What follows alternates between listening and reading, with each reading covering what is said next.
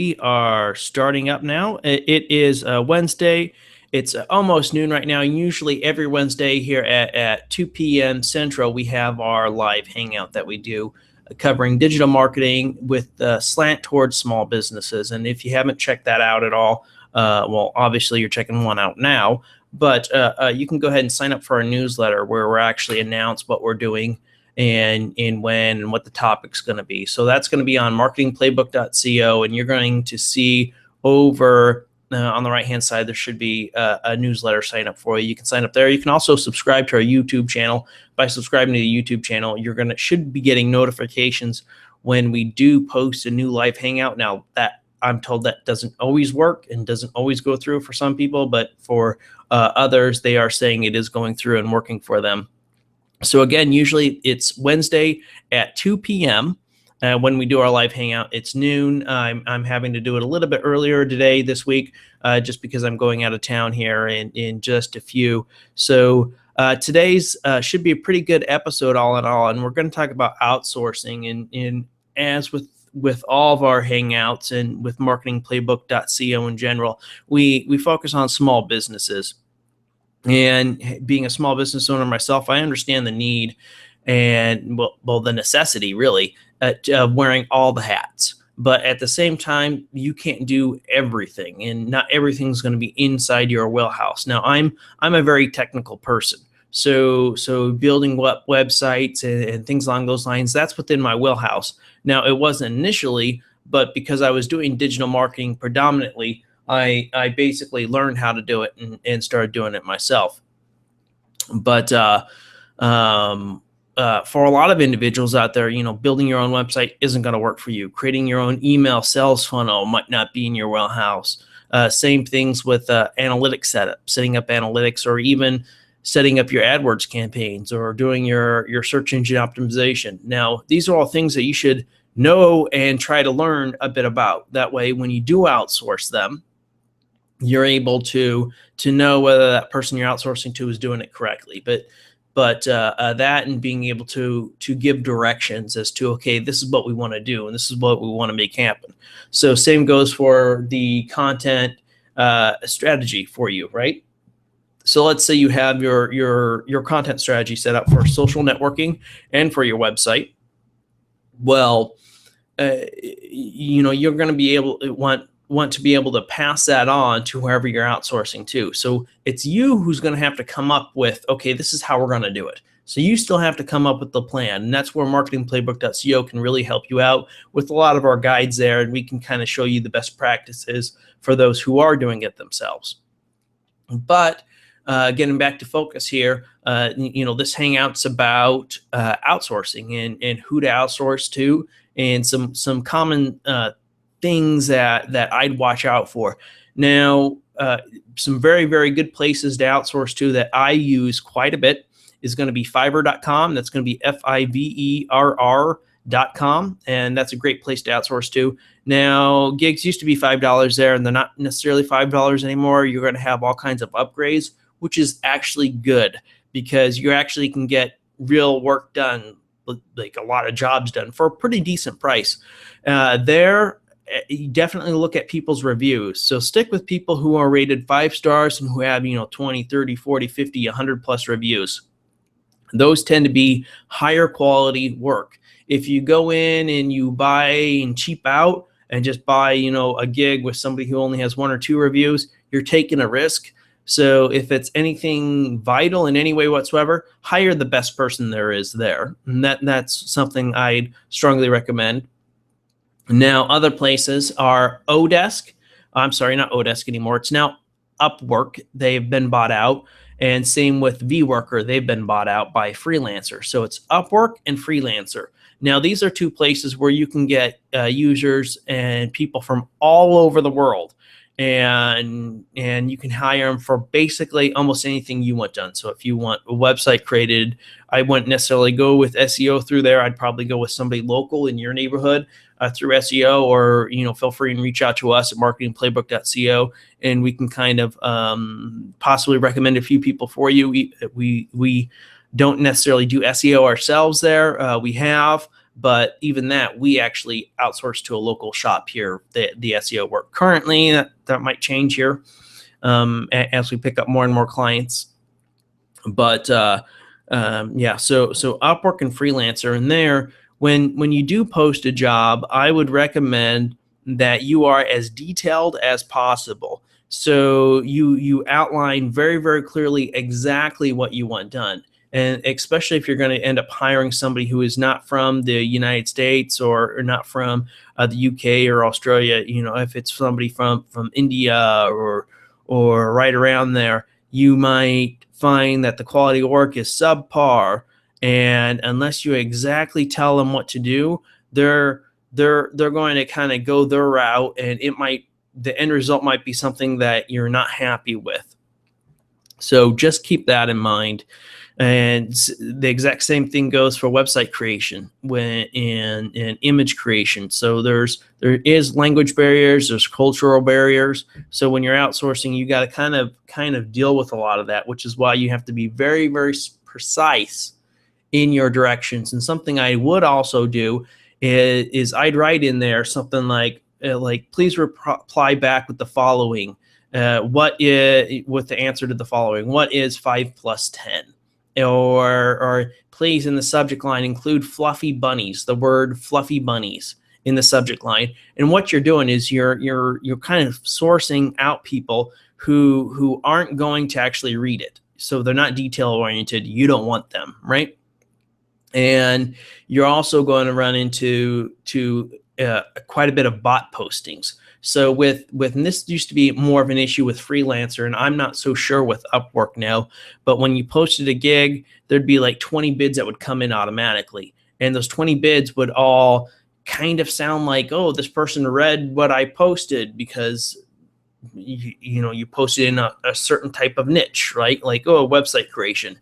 Well, you're going to find that there's quite a bit of bot posting, so they didn't even read your posting. They're just putting in a blanket bid. Maybe they'll get accepted, maybe they won't. So be leery of those, and that's why I kind of put in that, hey, say this in the subject line or do this in the reply. That way you know right away whether the person actually read your report, and if they didn't, just exclude them right away. Don't even worry about it. And when it comes to accepting bids, don't go with whoever's going to give you the lowest price, right? That's not what you want. What you want is somebody who's going to do the work well and for a fair price. And you're going to find that there are times that you can get incredible deals. Somebody who might be new, for instance, might give you a really, really low bid because they're new. Well, if that's the case, get them on Skype and make sure they understand the bid and the process, and talk to them and see if they're actually capable of doing the work you want done. But all in all, the same thing kind of goes with what I said with Fiverr.com, and that's going to be to ensure that the individual has a lot of reviews. If they have a lot of reviews, generally you're a lot safer off going with them because they've already had satisfied individuals, and they're already going to have people who that they're actually going to finish the job. And that's something that happens all the time. You put something out there, somebody does half of it, and then you never hear back from them. So that's another reason for going with people who have multiple high reviews.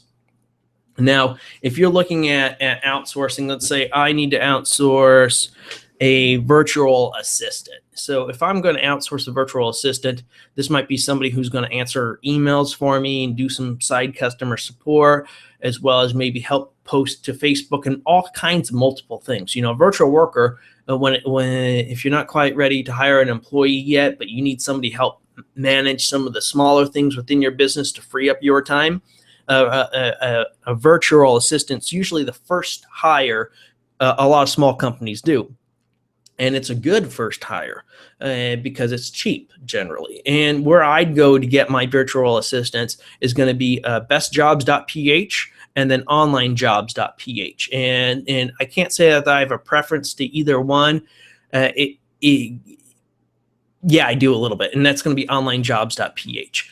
But a slight preference. And I've picked up good workers on both of those sites, and you'll notice that both of those websites are going to be .ph. And I'm going to have this article these links in the descriptions below. So just read the descriptions below because they'll be there, and I'll also have it on the MarketingPlayBook.co website. I'll probably have a more in-depth analysis of what I'm going on right now. I'll come up with a written guide and probably add in more tidbits. So be sure and check out MarketingPlayBook.co. There should be a hangout section. And so go ahead and head on over there too, and I'll have the notes there, and I'll probably get that done within the next few days. But bestjobs.ph and onlinejobs.ph, and these are going to be from the Philippines. And generally in the Philippines, you're going to be looking at paying somebody, for 40 hours worth of work a month. You're going to be paying, anywhere from $400 to $700, right around there. Yeah, you can go a little bit lower at times, but the quality of work there in the Philippines, many of them speak extremely good English, and as a matter of fact, there's many of them who write better English than the average American. So it's a great place to outsource work, and you're really helping out a lot of those individuals too, because it's not necessarily the richest country in the world, and if you ever go to the Philippines, you're going to see that, hey, they aren't the poorest nation, but they have a lot of homelessness, and you see families living on the streets, and can be pretty sad all in all. But affording them this opportunity can be quite well, and can really help them out, and it can help you out because you don't necessarily, and I'm not a tax advisor in any way, but you don't have to pay really taxes on it. It's a write-off, right? So there's none of the tax liabilities that you have with hiring, let's say, a U.S. worker. And I'm not saying hire virtual workers long term for all your aspects of your business, but definitely that first hire for a virtual worker, to keep your costs down. It's a great way to go for virtual workers over in the Philippines, and paying out $400 to $700 a month. The same kind of premise goes there when you post on the jobs boards there. You might have to buy a monthly membership to be able to post, or pay a one-time fee to post so people actually see it. But you're going to get inundated with dozens and dozens of resumes. So you need to be very, very precise with what you want people to do. And then you want to take them for a virtual worker, and then you want to take them through a series of kind of tests, and pay them for these tests. Be like, hey, I'll pay you, but we're going to just do a quick trial run. Can you write me 3 articles and do this task and this task and this task, without explaining in great detail what each one of them are?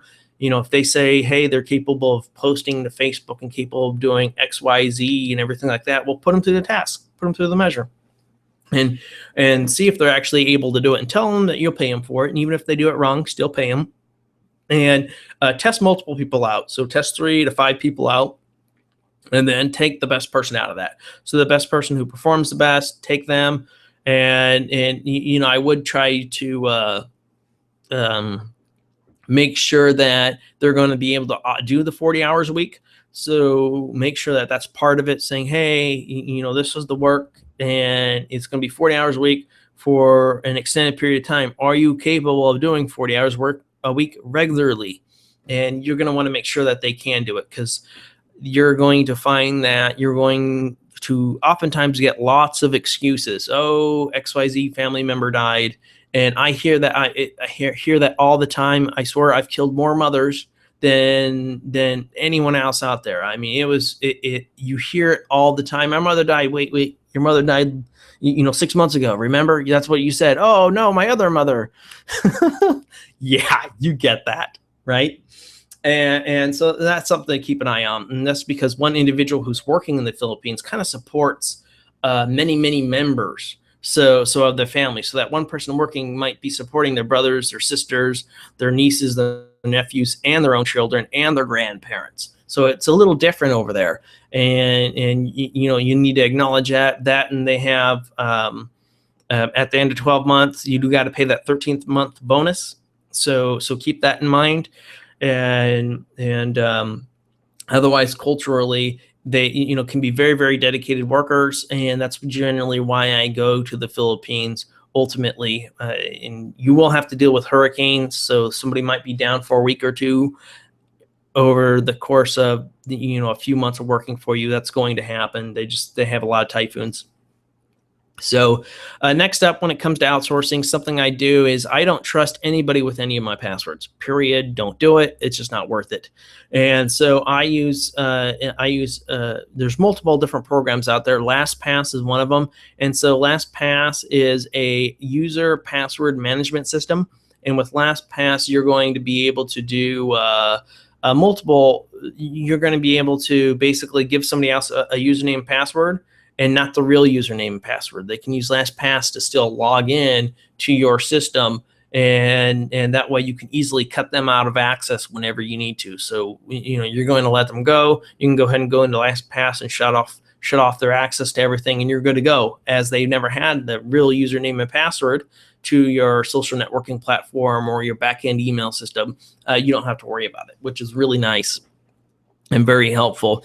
Now, I'm sure there's some other points in outsourcing that I could touch upon that would probably help you out. So time management is one thing. Now, some people care more about time management than others. I used to be a stickler on time management, but then I realized it was just a waste of time because people perform things differently.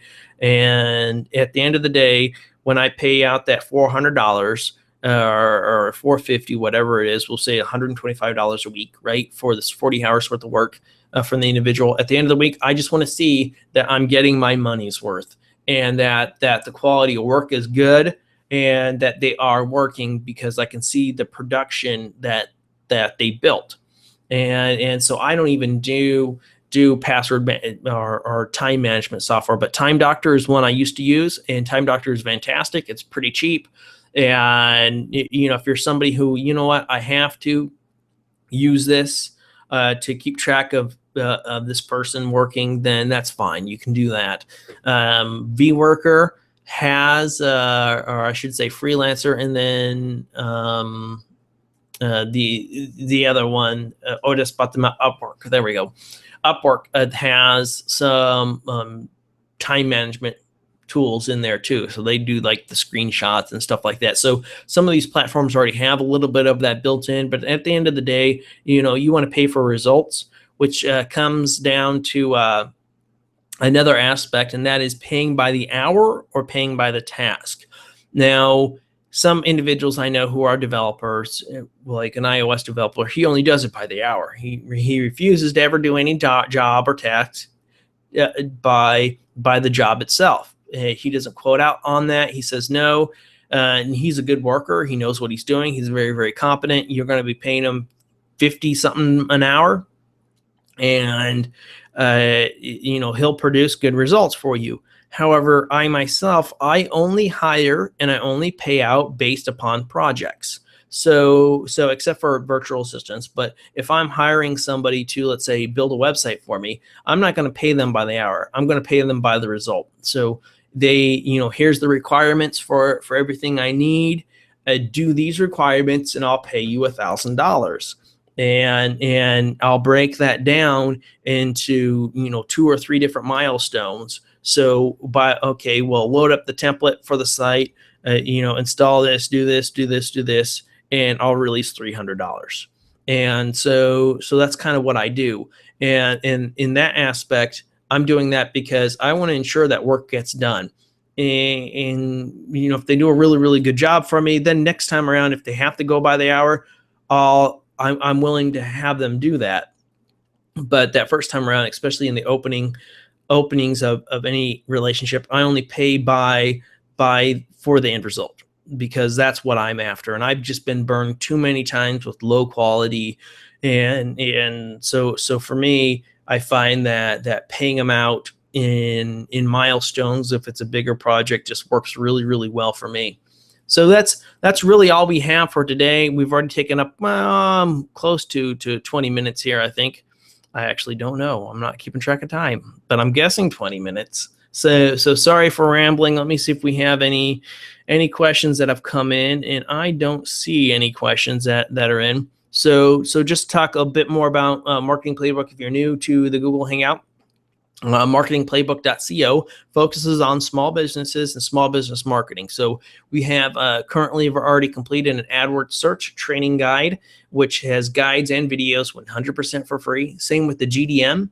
And so Google Display Network, and we have postings that we're starting to do now for a lot of social networks, because a lot of people have been asking us about social marketing and Facebook in general. So we'll try to get a guide together for Facebook and Facebook marketing and best practices. But keep in mind, social media changes really, really fast. So any guide that we do is obsolete the day we put it out. But we can kind of definitely have more in our section there for best practices on social media and how to develop content strategies. If any of the terms I talked about today were confusing for you, that's why our MarketingPlaybook.co is here to help. So if you have questions, feel free and post a comment below. Head over to MarketingPlaybook.co, post a question there, join our newsletter. From there, you could reply all you want and ask us questions.